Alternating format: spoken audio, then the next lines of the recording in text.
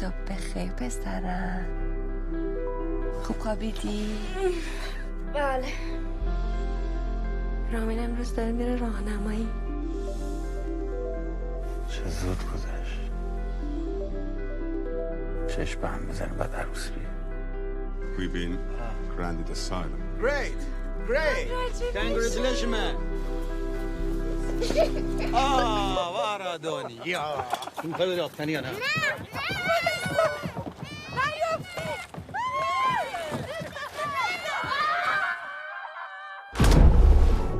چی شد؟ قبولمون نکردم. نوشته اگه اعتراض داریم میتونیم بریم دادگاه درخواست تجدید نظر بدیم.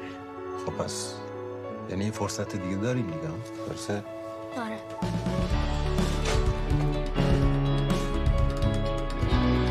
جونم بابا چی شد؟ صحبت کردن با یه دختر چطور باید شروع کنم؟ لازم نیست چیزی بگم. فقط تو چشماش نگاه میکنی بهش لبخند میزنی. ماما میتونی برای منم دعا بکنی؟ راست میگه منم میخوام.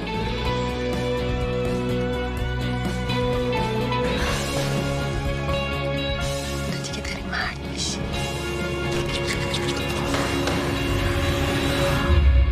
من نکنم. حاله